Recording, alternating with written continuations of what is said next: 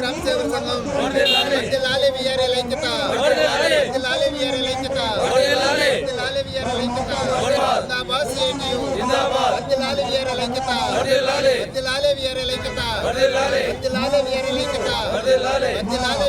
కానీ ఎలా ఉన్నాయి అసలు గతంలో మంచి నీళ్లు మనము ఒక బావిలోనో లేదా ఒక వాగులోనో తెచ్చుకునే వాళ్ళం. అలాంటిది ఇప్పుడు క్యాన్ నీళ్ళు వచ్చేసి 10 రూపాయలు.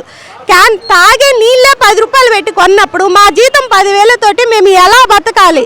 అదేవిధంగా ఇప్పుడు ఇంకొక విషయం ఏంటంటే అలా వచ్చేసరికి టీచర్లకు చూడండి ఎంత జీతాలు ఇస్తారు, వాళ్ళ టైమింగ్ చూడండి 10 to 5 అన్నమాట.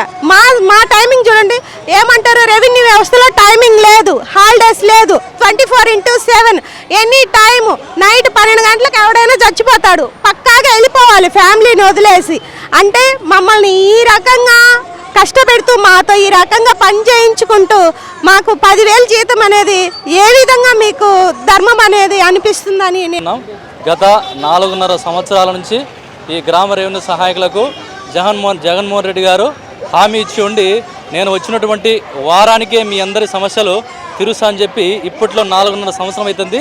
ఇంతవరకు మాకు ఒక్క రూపాయి కూడా జీతం పెంచినటువంటి దాఖలాలు ఎక్కడ కనిపించలేదు. కాబట్టి మేము ఈరోజు ఈ రోడ్డు ఎక్కడం అనేది జరుగుతూ ఉన్నది.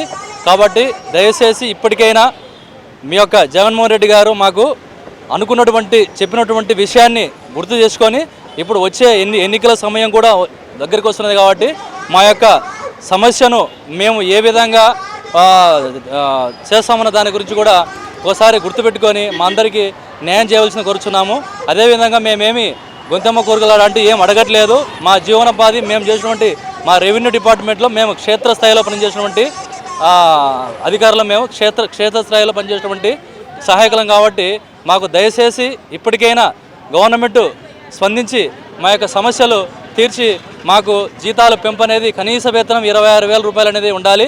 ఒక ఉద్యోగి ఇప్పుడు జీవనోపాధి ధరించాలని కూడా కనీస వేతనం అనేది లేకుండా బ్రతకడం అనేది చాలా కష్టం. కాబట్టి అర్థం చేసుకొని 26,000 జీతం అనేది మాకు అమలు చేయాలి. అదేవిధంగా నామినీలుగా ఎన్నో సంవత్సరాల నుంచి పాపం 15-20 సంవత్సరాల నుంచి మాకు ఉద్యోగం వచ్చదన్న ఆతృతలో కొంతమంది నామినీగా పనిచేస్తూ